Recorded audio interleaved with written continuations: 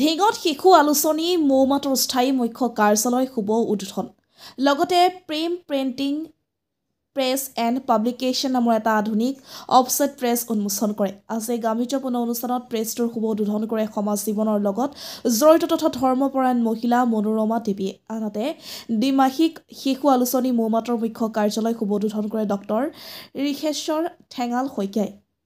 অনুষ্ঠানটো শুভ উদ্বোধনৰ পিছতেই মৌমাতৰ মুখ্য সম্পাদিকা বন্দনা দেৱী ঠাকুৰীয়া উপস্থিত থকা সকলোকে ধন্যবাদ আৰু কৃতজ্ঞতা জ্ঞাপন কৰে।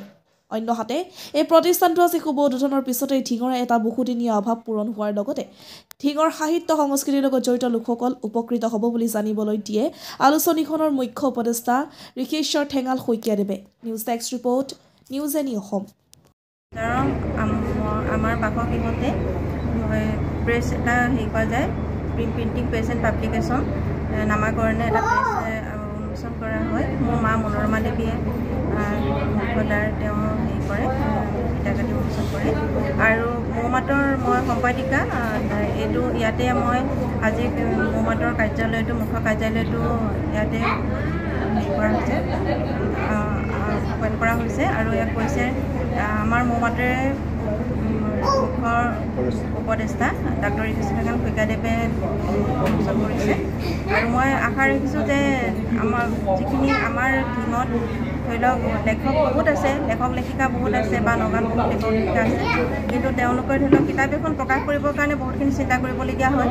আৰু সেইখিনি গোটেই কিতাপ প্ৰকাশ কৰাৰ পৰা আৰম্ভ কৰি জেৰক্স কৰা বা বিভিন্ন কাৰ্ডসমূহক কৰা গোটেইখিনি মেচিনটো আনিছোঁ সেইটো গোটেইখিনি মই মেচিনখিনি মই ইয়াত মই ৰাখিম আৰু ৰাখি মানে অনা গৈছে।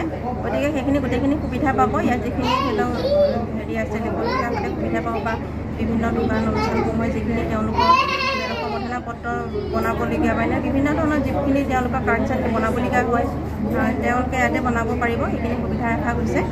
সেইটো কাৰণে ধৰি লওক প্ৰেছটো খোলা হৈছে।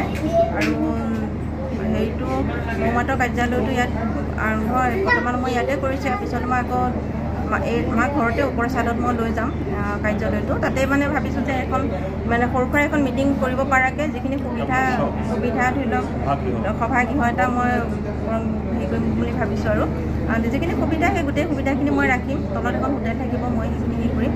আৰু যাতে কাৰো যাতে অসুবিধা নহয়, যাতে যাবলগীয়া নহয়, যাতে ইয়াতে গোটেইখিনি পাই যায়, সেইটোকে ভাবি পেলাই মই ধৰি লওক প্ৰেছটো আৰম্ভ কৰিবলৈ লৈছোঁ। গতিকে মই ভাল লাগিছে যে আজি ধৰি লওক আমাৰ ঢিঙৰ যিসকল শ্ৰদ্ধাৰ সাংবাদিকসকল আমাৰ মাজলৈ আহিছে আৰু তেওঁলোকে প্ৰচাৰ ধৰি লওক আমাৰ যিটো অনুষ্ঠানৰ বিষয়ে তেওঁলোকৰ মাধ্যমেৰে প্ৰচাৰ কৰিছোঁ, সেইটো কাৰণে ভাল লাগিছে। মই আৰু বিশেষকৈ ধৰি লওক মই মোৰ স্বামী ৰঞ্জু ঠাকুৰীয়া তেখেতৰ কাৰণে এইখিনি কৰিব পাৰিছোঁ। তেখেতে মোক সদায় মোৰ সাৰথি হৈ পেলাই মোৰ লগত আছে, তেওঁৰ কাৰণে সেইখিনি মই আগবাঢ়িব পাৰিছোঁ।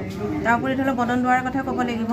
বোকাখাটৰ তেখেত মৌমাতৰ কাৰ্যবাহী সম্পাদক, বিশিষ্ট সাংবাদিক, নিউজ নেটৱৰ্কৰ কাজিৰঙা তেওঁ হেৰি হয় অধ্যক্ষ, বিভিন্ন গুণান্বিত এজন ব্যক্তি। তেখেতৰ হেৰিতে মই ইমান দিনে কৰি আছিলোঁ। মৌমাতৰ আলোচনীখনৰ কাম ইমান দিন তেখেতে কৰি চলাই নি আছিলে বা বিভিন্ন কাম মোৰ কেইবাখনো কিতাপ ওলাইছে, তেওঁ প্ৰেছতে ওলাইছে। গতিকে তেওঁ মোক যথেষ্টখিনি সহায় সহযোগিতা আগবঢ়াই গৈছে। গতিকে এই সুযোগতে মই ডক্টৰ ঋষেশ্বৰ ঠেঙাল শইকীয়াদেৱ মোৰ দাদা হয়, মোৰ স্বামী ৰঞ্জু ঠাকুৰীয়া আৰু বদন দুৱাৰাদেৱ আৰু আপোনালোকৰ সাংবাদিকসকলৰ লগতে মোৰ মাও আছে। মোৰ ভাল লাগিছে আজি যে মই মাহাতেদি মই প্ৰেছটো উন্মোচন কৰিব পাৰিছোঁ, সেইটো কাৰণে বহুত ভাল লাগিছে। আৰু গতিকে মই আটাইকে মই মোৰ সশ্ৰদ্ধ প্ৰণাম জনাইছোঁ। আৰু আগলৈও মই আশা ৰাখিছোঁ যাতে